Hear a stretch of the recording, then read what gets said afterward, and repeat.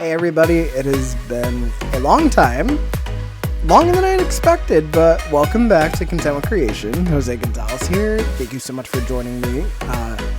Things have been a little crazy, not gonna lie. So this episode's probably gonna be shorter than usual. Obviously, it's just me.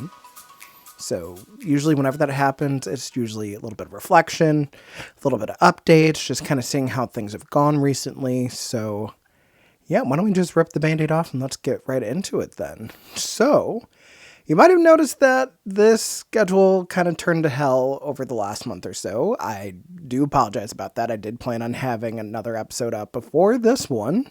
Some scheduling conflicts ended up happening. Things ended up resolving themselves. We're going to have that guest on in season 2 of the show, which is something that I want to talk about right off the bat. So, as you're watching this, we have one more episode left of season 1 of Content with Creation. So I plan on having that one up before the end of March, and this show will be taking the entire month of April off intentionally. That I should have mentioned before. I know this little hiatus that we've had from the last episode with Shirley definitely went on way longer than I anticipated that it would. I did not mean for that.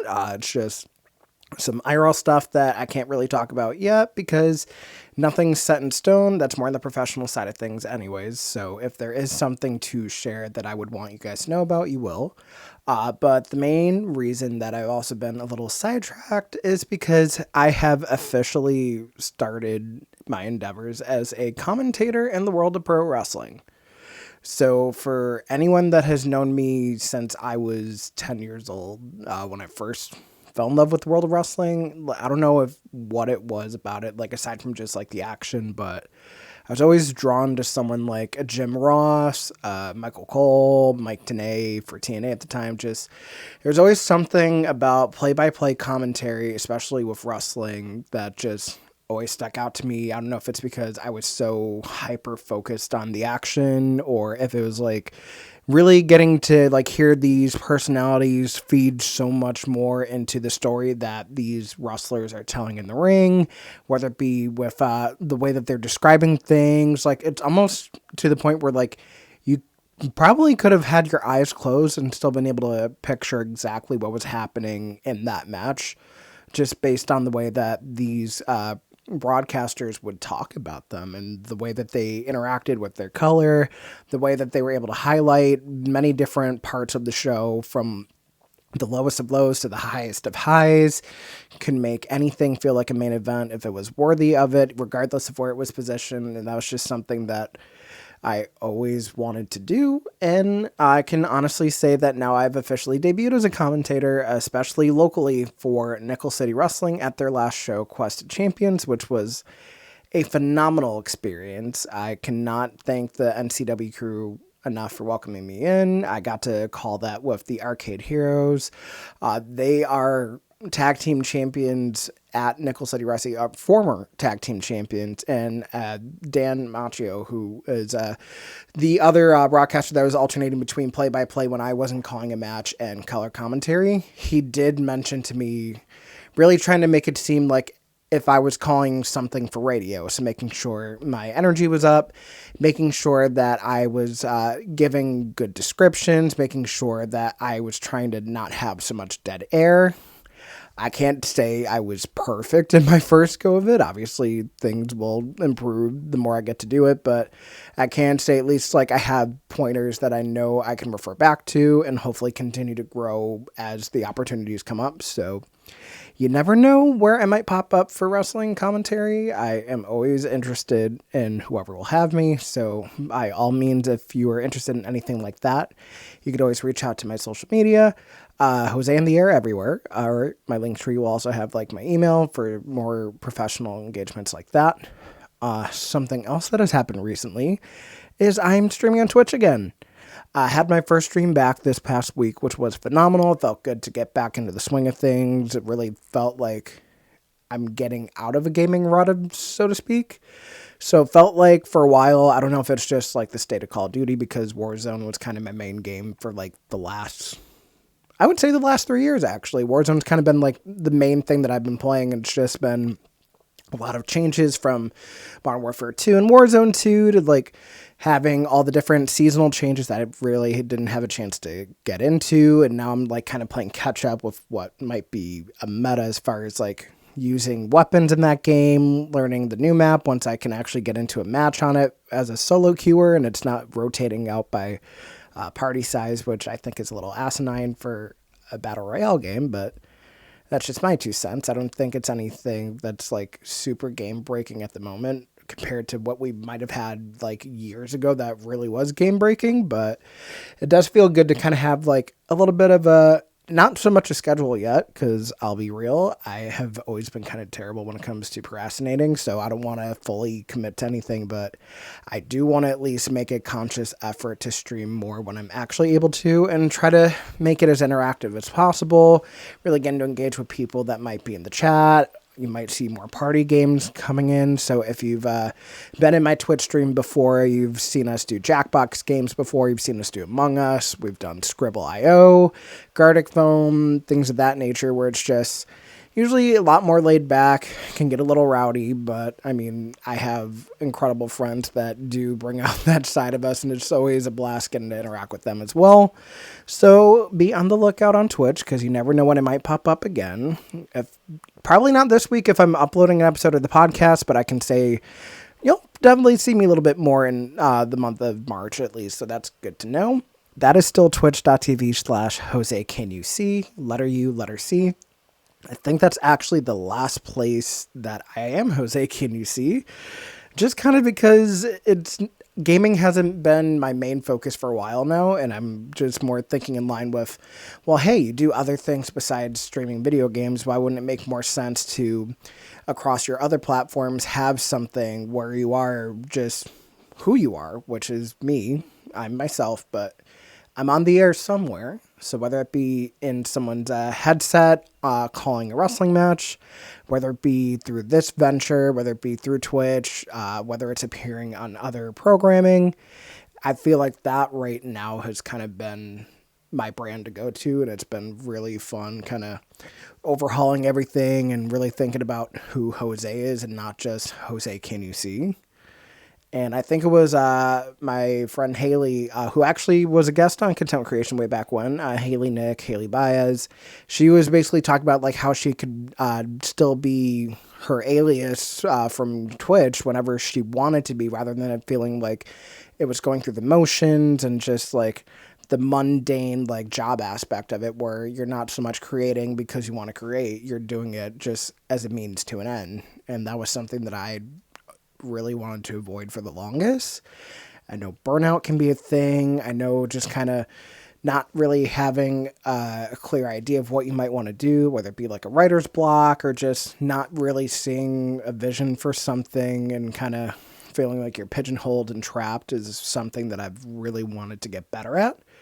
And I feel like with season 2 of this show, I can honestly say that I am planning to go even further beyond what you might have seen. So steering a little bit more away from just having friends in media who are related to wrestling. I would love to have different types of content creators, have more reactors, have more media commentators, have people that do exclusive content on different platforms, reviewers of items, more short form creators. I know for one of the guests that we do have coming up in season 2, it's someone who does a little bit of podcasting on his own through different programs of his, whether it been his own collaborative projects and his different YouTube channels where he is reviewing tech stuff, which is always interesting to me. Not too obscure, but you might recognize him if you follow along with my social media. Not to drop hints, but it is going to be a fun interview. I'm excited for that one. But really getting to kind of broaden my horizons and really try to build a rapport with more and more people and really try to garner as much attention and positive attention to the show as possible.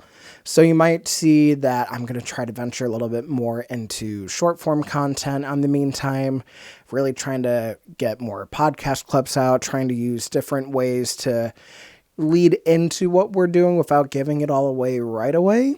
So at least there's an aspect that makes you want to learn more and hopefully tune in, whether it be on YouTube, whether it be your preferred audio programs. I know now that Spotify is overhauled Anchor, and having that as a secondary video option is actually really cool.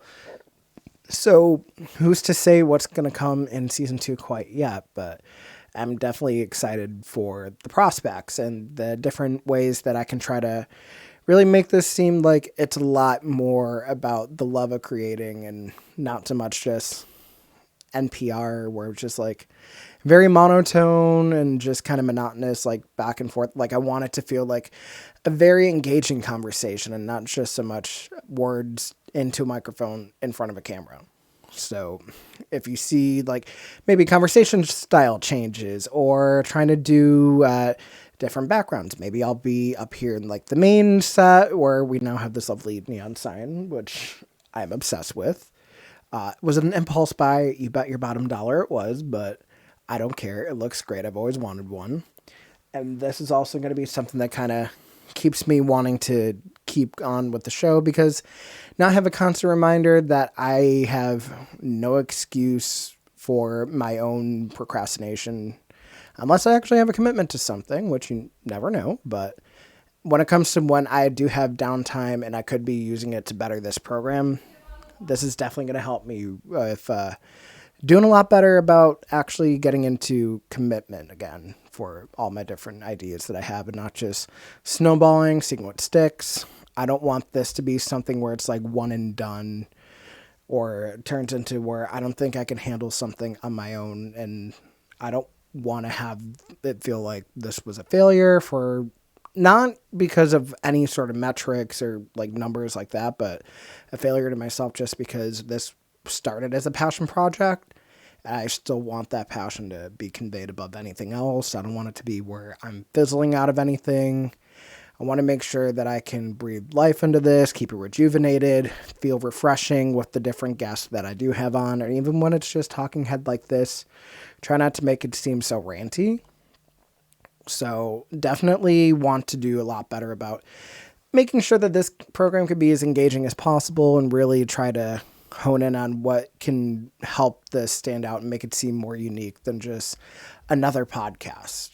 Because that's something that I've always kind of feared. It's just being, everybody has a podcast nowadays. But yeah, that might be true, but I want it to be, okay, what makes this one different? Like, what makes me unique? What makes the show unique? Like, what makes the things that we discuss in the show feel unique, when it kind of can be just another interview that someone else can do. I want it to be something where, you know what? I had a good conversation. I'm proud of this. Why don't we go back to something like this again? So here's hoping that with season 2, we can do some incredible things. I have nothing but high hopes. The future is limitless, and I know that I do want to end this season on a high note.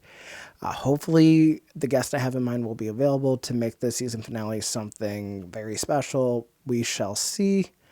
In the meantime, though, you can always still keep up with me on my socials, Jose on the Air, Twitter, Instagram, TikTok.